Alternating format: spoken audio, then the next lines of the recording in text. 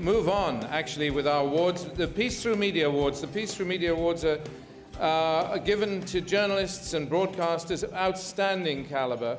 They're selected because their work is of such quality that it's helped foster a climate of understanding, which is what peace is all about, because without understanding, you certainly can't get anywhere. And actually, the nominations were quite remarkable this year. The shortlisted nominees were David Landau of The Economist, Don McIntyre of The Independent, Jeremy Bowen, the Middle East editor of the BBC, Lise Doucette, also of the BBC, Mansoor Al Jamri, editor of Wasat in Bahrain, Marwan Bishara of Al Jazeera English, Mohammed Shafi of Sharq al-Awsat, Nadim Ladki, the editor-in-chief of the Beirut Daily Star, and Samadar Pere of Yediot Ahronot. I'm going to call on a dear friend, Jane Kinnenmont, to present this award. She's a senior research fellow at Chatham House. She previously worked for Business Monitor International and the Middle East and North Africa section of The Economist. Jane's written extensively on the region. So Jane, perhaps you would come and join me. Where are you? Here she is, to introduce our first of our prizes.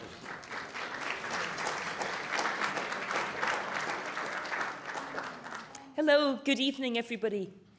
I think it was shocking and saddening to see the montage of journalists that have died in the past year in conflicts across the Middle East.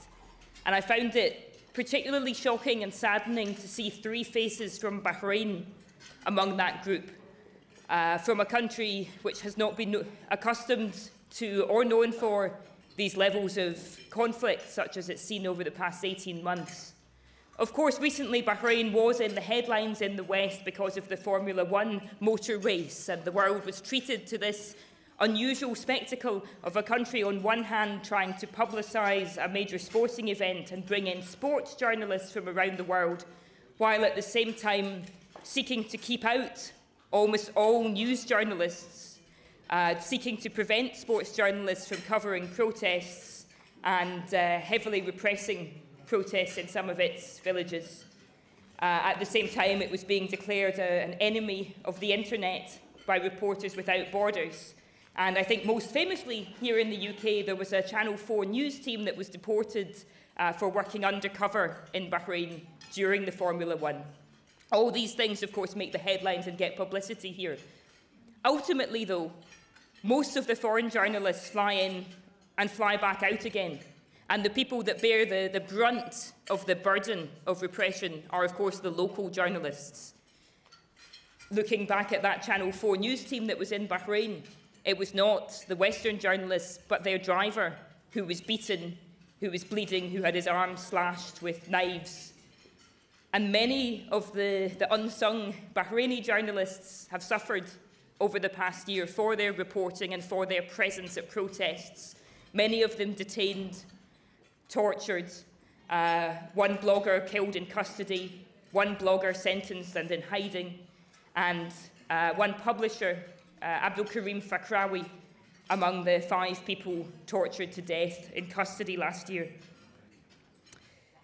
Karim Fakrawi was a well-known publisher, a bookstore owner, and a well-respected member of the community in Bahrain. He was killed not on the front lines of reporting, but having gone to the police to complain about a police raid on the house of a relative. He disappeared for 10 days, and the next his family knew of him, his body had appeared at the hospital, covered in torture marks.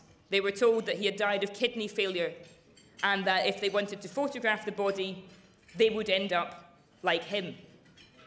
It has been subsequently shown in the royally appointed Bahrain Independent Commission of Inquiry that he was indeed tortured to death. Mr. Fakrawi was one of the publishers of a Bahraini newspaper, Al-Wasat, meaning the middle.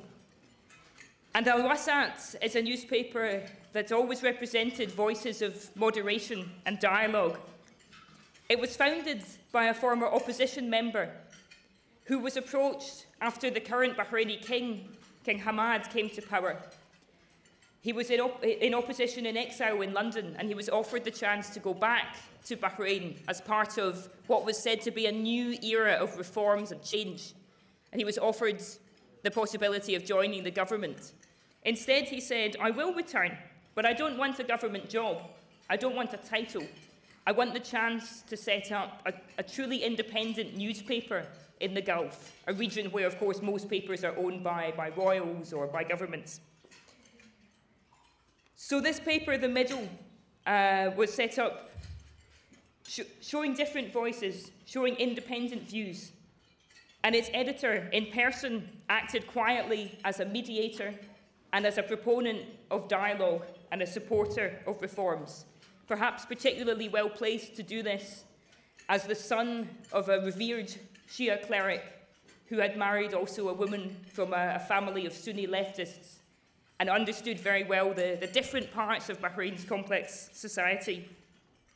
Last year, however, after the protests began and Al-Wasat covered the Bahraini uprising, its offices were vandalized, its printing press was attacked, it was forced to relocate because masked vigilantes blockaded it and prevented staff from returning. Staff were arrested, beaten. Doctored photographs made their way into the newspaper in a move that many assume was a setup and something that was used as a pretext to close the paper and to force the editor to be sacked and he and his deputies to be put on trial. Since then, the inquiry found that there was no cause for the allegations that were made against these editors for incitement, and that there had been no malicious intent behind their publication of the photographs. Bravely, the members of the newspaper's board, many of whom had been personally intimidated and threatened, voted to reinstate their editor, who has been recognised also in recent months by the Committee to Protect Journalists as an advocate of free speech in the Arab world, and particularly in the Gulf. If it's not already been worked out by everybody, the winner is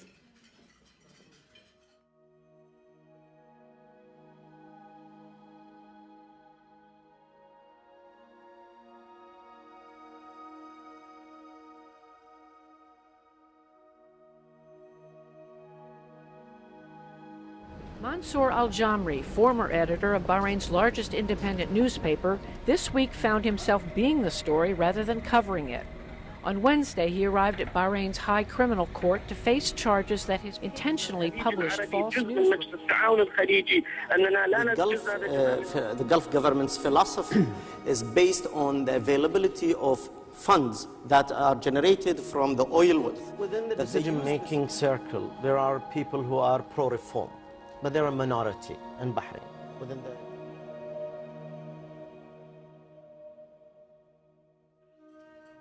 And the winner is Dr. Mansoor Al Jamri, Editor-in-Chief of Al-Wasat.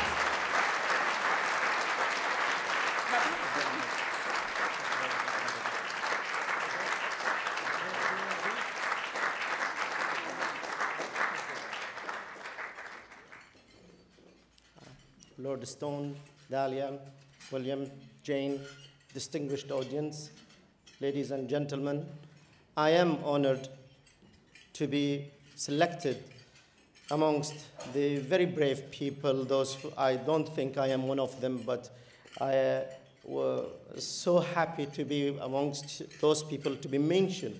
But sadly, it's Karim Fakhrawi, my friend, whom I telephoned on the 3rd of April to inform him that we needed an emergency meeting because the Information Ministry has decided to close us down after planting some false news and after closing us down, after arresting several of our people. He told me I have to switch off my mobile because I am about to enter into the room of the investigating officer at the police station, where I am complaining about the ransacking of my house last night. He entered, I possibly was, and I'm sure I was the last person to speak to him outside the police force. And 9 days later, his tortured to death body was delivered to his family, who could not grieve properly on him because of the threats at that time. The crackdown continued, and we feared that the amount of oppression and repression will close us down. But the spirit of freedom, the cry for freedom, continued. And Bahrain continues to cry for its freedom. We're proud that we have broken the formula that an oil-based country or an oil-based economy do not care about democracy. Our people care about democracy, and this award should go for those people who have suffered most in detention cells and who are still suffering. Thank you very much indeed, and I wish that this is for peace.